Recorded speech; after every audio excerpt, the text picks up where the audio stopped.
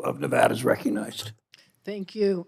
Excuse me, Chairman Powell, thank you for joining us, and I always appreciate visiting with you in my office as well, and your comments. Let me start by a comment you made in the opening. Over the past 2 years, you said the economy has made considerable progress toward the Federal Reserve's 2% inflation goal. Labor market conditions have cooled while remaining strong. Reflecting these developments, the risks to achieving our employment and inflation goals are coming into better balance. And what we know is that since Biden came into office, the United States has added over 15 million jobs. Under President Biden, we had 41 consecutive months of job growth, and you've just said it again here today, that wages are up as well. Average U.S. wages and salaries grew by nearly, 16,700 between January 2021 and April 2024. So would you agree with the statement by a ranking member earlier today that the U.S. has the greatest economy on the planet? I certainly would. Let me ask you this. Jumping around, and there's been talks today about the Fed's independence and how important the Fed's independence is. The Wall Street Journal recently reported former Trump administration officials drafted policy options to weaken the independence of the Federal Reserve if President Trump were to be elected in November. Allegedly, former administration officials discussed policy options to erode the Fed's independence to make it easier for a president to impact interest rate decisions or fire the Fed chair at will. Chairman Powell, how important is it that the Fed has independence to provide economic stability and anchor our inflation expectations? So I think it's actually essential. It's literally essential. And the good news is I think that's pretty broadly understood, and particularly on Capitol Hill, on both sides of the aisle. I believe that people do understand that we need to do our work in a way that's outside the political process to the maximum extent possible. Of course, we need to be accountable and tremendously transparent. If you look at the box in the Monetary Policy Report on central bank independence, it's really a box about transparency. That's the other side. So I think it's really important. I think it's an institutional arrangement that has served the public well.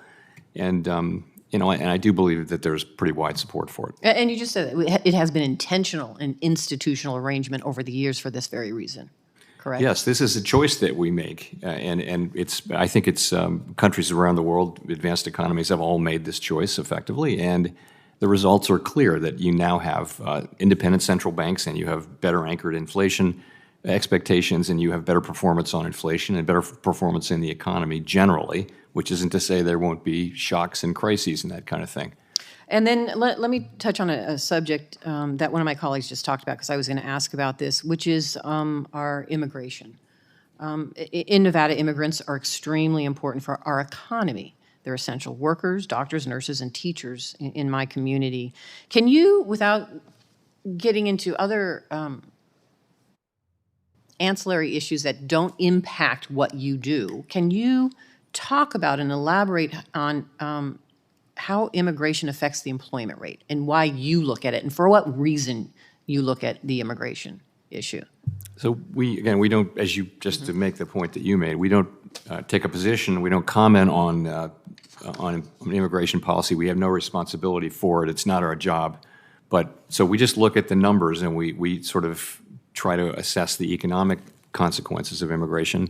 And over the last 2 years, 2 years ago, we had an economy where we really had a labor shortage. And what's happened is we've had a wave of immigration, and many of those people have gone to work and gone to work legally through the asylum process. Not all of them. There's also a group that has not been legally processed, but many of this latest group have been have sought asylum and then gone through the process of getting a work permit.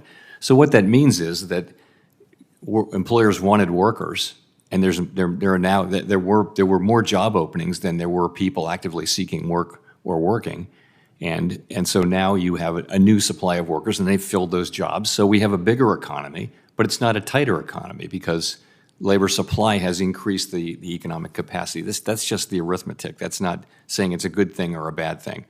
There are And other so- policy choices that could be made, and they're not for us to make. When you say greater economy. A larger economy. In other words, it has improved the growth of our economy. All right, the economy grew 3-point-something percent, 3.4%, I believe, last year.